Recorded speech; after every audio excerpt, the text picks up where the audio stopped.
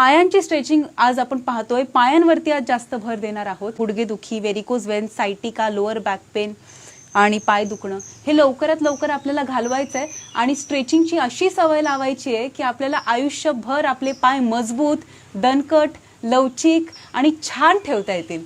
प्रथम पाठीवरती झोपा. दोन्ही पाय तुम्ही असे वरती उचलले. आता त्यातला एक पाय असा ठेवून द्या गुडघ्यावर. इथे पकडते. आता एक श्वास घेते आणि एकदम हळूहळू स्ट्रेचिंग खूप हळू करायची. स्ट्रेचिंग हळू करण्यात खरी मजा आहे, खूप आनंद आहे. असं पायाला ओढत ओढत जवळ घ्यायचं.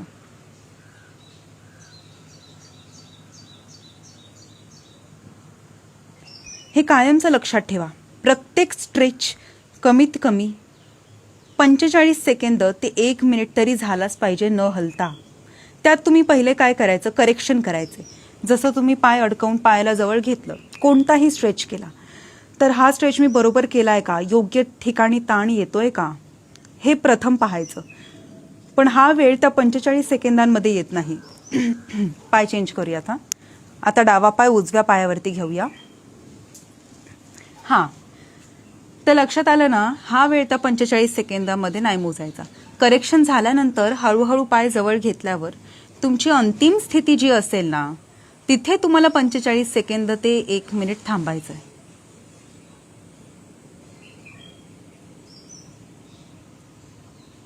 आत्ता मला जो ताण आहे तो या पायाला हिप पासून सुरू होतोय, तो गुडघ्यापर्यंत येतोय.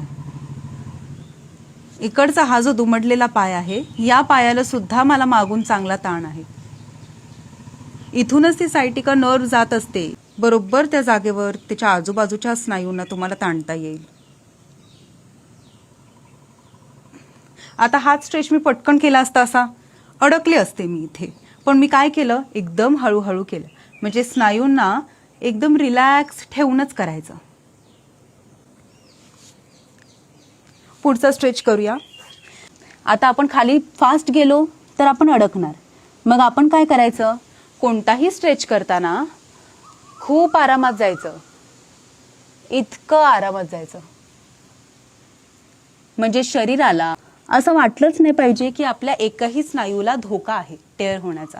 आणि असं जर झालं तर तुम्हाला शरीर मध्ये अडकवत नाही. कोणताही स्ट्रेच तुम्ही करा, तुम्ही मध्ये न अडकता स्मूथली करू शकता.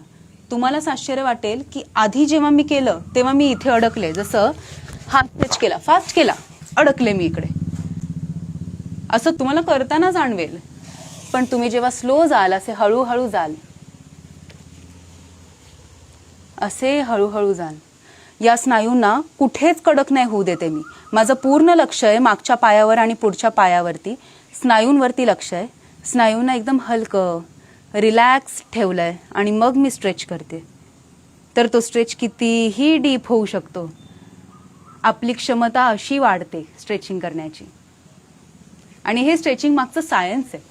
आपल्या प्रत्येक स्नायूवरती स्पिंडल हे रेसेप्टर्स असतात आणि हे रेसेप्टर्स स्नायूंची लेंथ वाढते का, स्नायू ताणले जात आहेत का, याची माहिती, सिग्नल्स आपल्या मेंदूपर्यंत पोहोचवत असतात.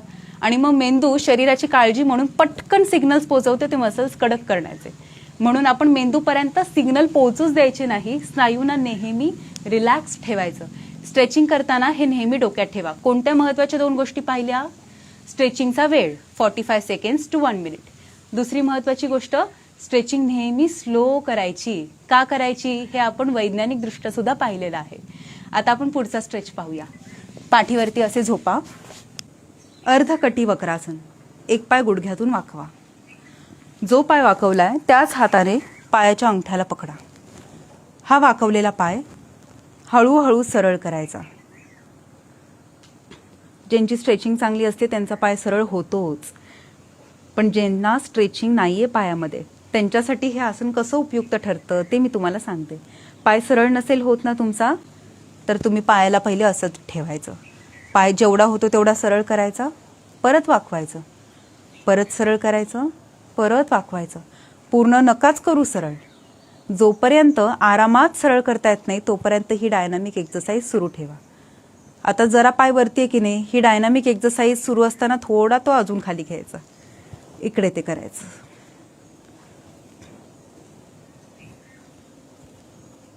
हेच खाली मग हळूहळू पायाला घेता येईल. तुम्हाला नसेल ना अंगठ्याला पकडता येत तर सरळ असा टॉवेल घ्या छोटासा. हे बघा, अंगठ्याला नाही पकडता आलं तरी आपल्याला स्ट्रेचिंग चांगली करण्यासाठी पर्याय सापडला. अर्धकटी वक्रासन.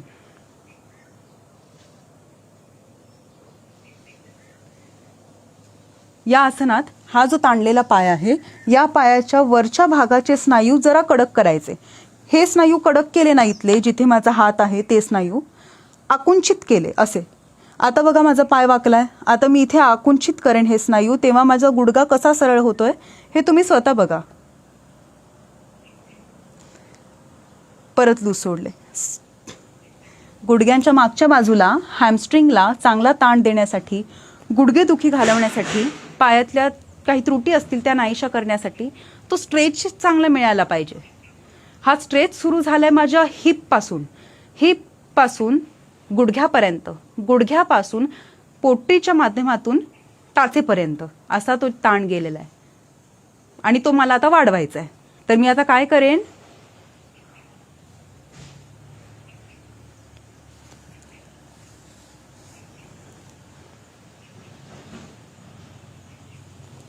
आता इथेच आपण एक सुप्त हस्त पादांगुष्ठासन पाहूया. हा, तुम्ही करताना मात्र दोन्ही बाजूला करायचंय, चांगला वेळ घेऊन करायचंय आणि 3 ते 4 वेळा तरी कराच करा. तर सुप्त हस्त पादांगुष्ठासन करताना एक पाय सरळ ठेवायचा, हा पाय वाकवायचा, दोन्ही हातांनी पायानं पकडायचं. या हाताने 2 बोटं पकडते, इकडच्या हाताने 3 बोटं पकडते. इथेही तसंच. ही डायनामिक एक्सरसाइज करून तुम्ही पायाला मोकळं करा. तुम्ही आता माझ्यासोबत करत असाल ना तर तुम्हाला जाणवेल, खूप बरं वाटत असणार तुम्हाला. पायाला सरळ केलं तर पूल करा. टॉवेलचा वापर करू शकता हा, पाय सरळ होत नसेल तर. हां, अजून तुम्हाला सांगते, पायात म्हणजे मी योग वर्ग जेव्हा घेते ना तेव्हा अनेक जणांचे पाय सरळ होत नाहीत. तर सुरुवातीला टॉवेलचा, नॅपकिनचा आधार घेऊन आम्ही करतो. मग नंतर जर पाय तुम्हाला पकडता आला तर इथपर्यंतचा जो प्रवास आहे, हा एवढी स्ट्रेचिंग करेपर्यंतचा, एवढी स्ट्रेचिंग करण्यासाठी आपण काय करू शकतो हे मी तुम्हाला थोडक्यात सांगते. तुम्ही जर सराव केलात आता मी सांगितलं त्या पद्धतीने तर तुमची ही स्ट्रेचिंग अशी छान होऊ शकते. पहा हा, आता पाय तुम्ही सरळ केला, तुम्हाला पकडता आल्यानंतरच आहे हे, पकडता आलं तुम्हाला. आता तुम्ही दोन्ही हात इथे ठेवा असे.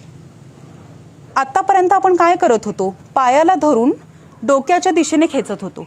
आता उलटं करायचं, पायाने हाताला ढकलायचं. नीट शब्दांवरती लक्ष द्या. पायाने हातांना ढकलायचं. मी ढकलते हा. आता 15 सेकंद तुम्ही काउंट करा. 1, 2, माझं ढकलणं सुरू आहे, कंटिन्युअसली ढकलणं सुरू आहे, जोरात ढकलते मी. 5 झालेत, 10, 9, 8, 7, 6, 5, 4, 3, 2, 1. आता मी या पायाला हाताच्या तिकडच्या दिशेने ढकलणं थांबवलेलं आहे आणि हे थांबवल्यानंतर तुम्ही बघाल फक्त 15 सेकंदांमध्ये एक मॅजिक घडून येते जणू काय, आणि हळूहळू पाय अधिक जवळ येतो. आपली जी क्षमता असते ती वाढते पाय खेचण्याची, स्ट्रेचिंग करण्याची. आणि हेच तुमचा पाय इथपर्यंत पोचतो, इथेही सेम प्रक्रिया करायची. मग तुमचा पाय इथून इथपर्यंत येणार, इथेही सेम करायची, मग इथून इथपर्यंत जाणार. या टेक्निकला म्हणतात muscle resistance technique, stretch resistance technique. तो तुम्ही नक्की करून पहा. आता पुढचं आसन पाहूया आपण. हाताने पकडायचे पायाला आणि आकर्ण धनुरासन करायचं आहे.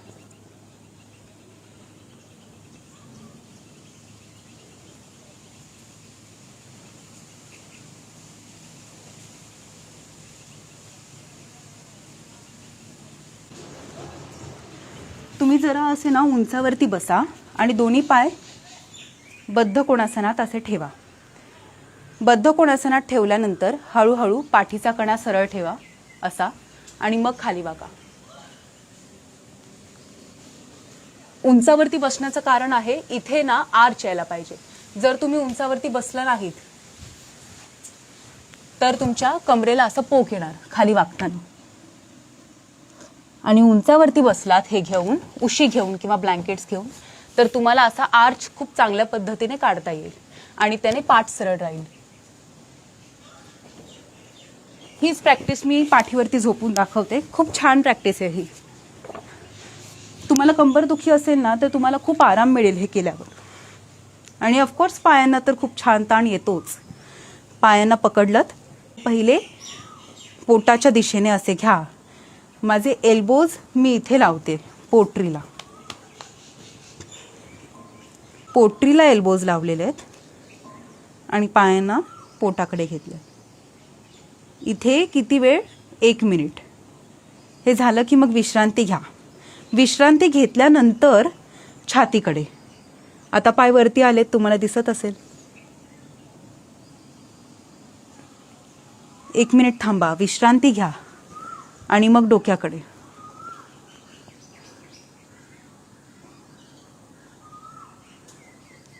बस. आता फक्त एक भाग ताडायचा बाकी आहे, तो म्हणजे हा इथला मसल पायाचा. आपण किती वेळ असेच असतो, खुर्चीवर बसतो तेव्हा पोट आणि मांड्या या जवळच असतात. तर ती आकुंचित झालेली जी प्रक्रिया आहे ना, स्नायूंना घट्ट करून ठेवते. ही आकुंचन प्रक्रिया लवकरात लवकर गेली पाहिजे आणि मध्ये मध्ये स्ट्रेचेस मिळाले पाहिजे. कॉड स्ट्रेच दाखवते. कॉड्स म्हणजे क्वाड्रिसेप. हा आहे क्वाड्रिसेप मसल. या क्वाड्रिसेप मसलला आपल्याला चांगलं ताणायचं आहे. एका पायावरती उभे राहा, पुढच्या पायावरती बॅलन्स ठेवा. हळूहळू वजन पुढच्या पायावरती घ्या. सुरुवातीला बॅलन्स ठेवण्यासाठी एखादी चेअर बाजूला घेतली तरी चालेल. असं पकडा. पकडल्यानंतर हळूहळू पुढच्या पायावरती वजन टाका. आता मला सध्या जिथे मी तुम्हाला हात लावून दाखवलं होतं त्या क्वाड्रिसेप मसलला खूप चांगला ताण आहे, पण मला तो जर वाढवायचा आहे तर मी काय करते ते नीट निरीक्षण करून पहा.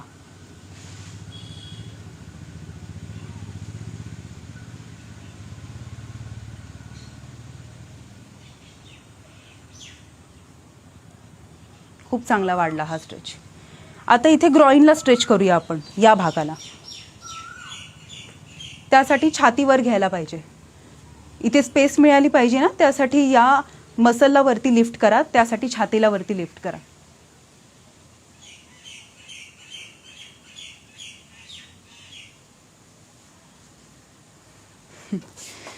अजून एक पर्याय, मग अशा हाताने पकडलं ना आपण, बॅलन्स जाऊ शकतो सुरुवातीला. तर तुम्ही पाय खुर्चीवरती ठेवून द्या आणि असं पायाला वाकवा.